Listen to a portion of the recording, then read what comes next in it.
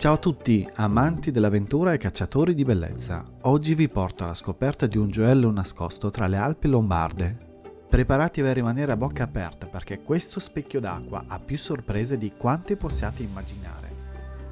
Perché visitare il lago di Iseo? Beh, lasciate che vi stuzzichi la curiosità. Innanzitutto, sapevate che il lago di Iseo ospita Monte Isola, l'isola lacustre più grande d'Europa? È come avere un'isola in mezzo a un lago in mezzo alle montagne. Praticamente un'inception geografica. Per gli amanti del vino c'è una sorpresa effervescente. Il lago di Iseo è circondato dalla Franciacorta, la regione del famoso spumante italiano. Quindi potrete letteralmente brindare con vista lago. Ma la vera magia? Nel 2016 l'artista Cristo ha realizzato qui The Floating Piers, un'installazione che ha permesso alle persone di camminare letteralmente sull'acqua. Purtroppo è durato solo 16 giorni. Che siate appassionati di natura, amanti dell'arte, buongustai o semplicemente in cerca di un luogo dove rilassarvi lontano dalla folle, il lago di Iseo ha qualcosa per tutti. Allora, pronti a immergervi in questa avventura lacustre? Seguitemi in questo viaggio alla scoperta del lago di Iseo, dove ogni angolo nasconde una sorpresa e ogni panorama è una cartolina vivente.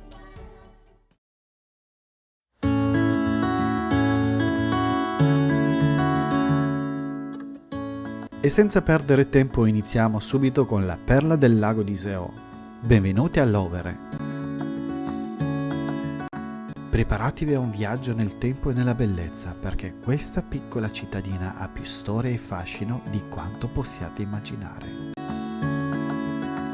Lovere non è solo bella, è un vero e proprio museo a cielo aperto. Con il suo centro storico medievale perfettamente conservato e il suo affaccio sul lago, è come se il tempo si fosse fermato regalandoci un angolo di paradiso. Ora allacciate le cinture, o meglio le scarpe da passeggio, perché stiamo per iniziare il nostro tour dei luoghi più affascinanti di Lovere. Ma prima di procedere ti informo che parcheggiare a Lovere può essere un po' complicato, soprattutto durante la stagione turistica, ma non preoccuparti, ho alcuni consigli utili per te. Ti lascio tutte le informazioni nella descrizione del video.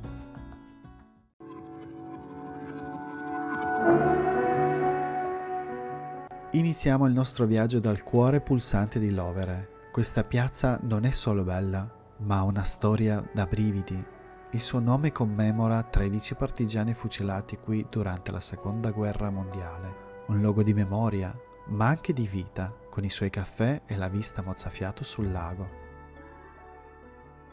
Piazza 13 Martiri non è solo un luogo, è un'esperienza, dove passato e presente si fondono, dove la tragedia ha lasciato spazio alla vita. Quindi, la prossima volta che vi troverete a Lovere, fermatevi un momento in questa piazza. Respirate profondamente, guardate il lago, ascoltate i suoni della vita che scorre e ricordate, ogni pietra qui ha una storia da raccontare, ogni angolo è un testamento alla forza dello spirito umano. Ora mettetevi comodi perché stiamo per scoprire i segreti nascosti di uno dei gioielli più preziosi di Lovere, la Basilica di Santa Maria in Valvetra. Innanzitutto curiosi del perché si chiami in Valvetra? Beh, il nome deriva dal torrente Vedra che scorreva proprio qui. Immaginate, state camminando su quello che una volta era il letto di un fiume. Ora alzate lo sguardo verso la facciata. Notate qualcosa di strano? Esatto, è incompiuta, ma non pensate che i loveresi fossero pigri.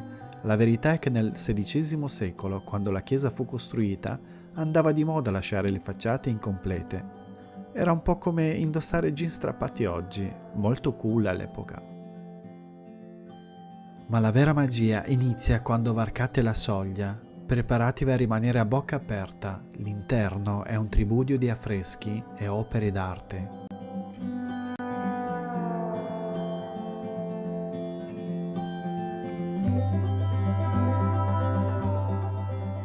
E qui arriva la parte divertente. La costruzione della chiesa fu finanziata dalle famiglie più ricche di Lovere, in una sorta di gara a chi donava di più.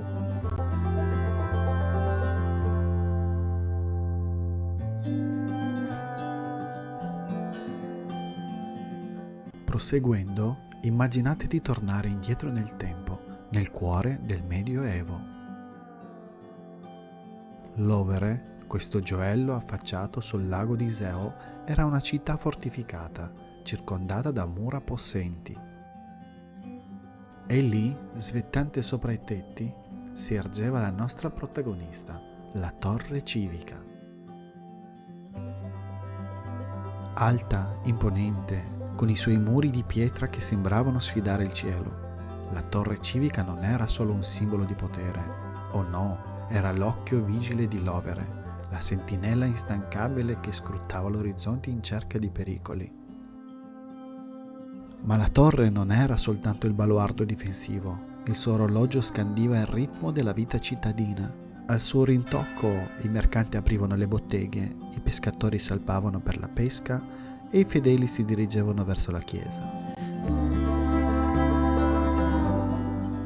Nei secoli la torre ha visto Lovere crescere, cambiare, evolversi. Ha resistito a guerre, carestie, cambiamenti di potere e ancora oggi, dopo più di 500 anni, continua a vegliare sulla città.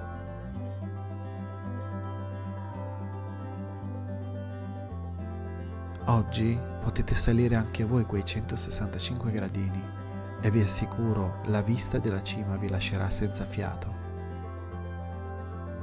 L'entrata è gratuita, ma fate attenzione all'orario di apertura. Come al solito vi lascio tutte le informazioni nella descrizione del video.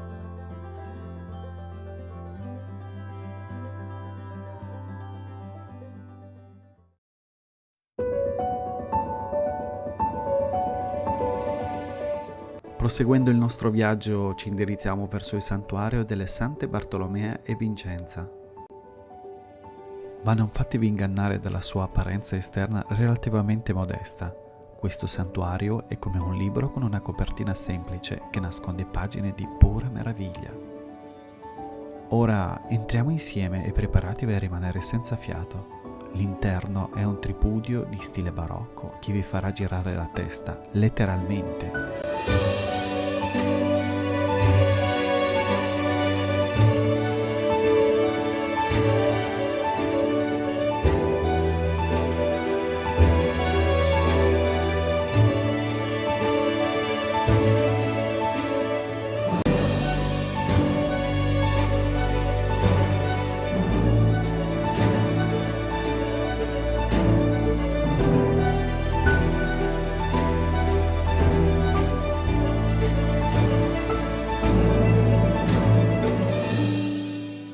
Guardate in alto, la cupola è un capolavoro di illusione ottica. L'artista Luigi Morgari ha dipinto una finta architettura così realistica che vi sembrerà di vedere colonne e balaustre che in realtà non esistono. È come essere in un film di Christopher Nolan, ma nel XVIII secolo. Quella vertigine che state provando è dovuta alle sue proporzioni perfette e ai suoi affreschi che sembrano volervi risucchiare in un vortice celeste. Ma il vero colpo di scena sono le vetrate. Immaginate di trovarvi all'interno di un caleidoscopio gigante. I raggi del sole, filtrando attraverso questi capolavori di vetro colorato, creano un gioco di luce e ombre che cambiano continuamente durante il giorno. È come se l'edificio stesse respirando e si trasformasse sotto i vostri occhi. Questo santuario non è solo un luogo di culto, ma anche un museo di illusioni ottiche e un tesoro di curiosità. Quindi, la prossima volta che siete a Lovere, non dimenticate di fare una visita a questo gioiello nascosto. Vi prometto che non ve ne pentirete.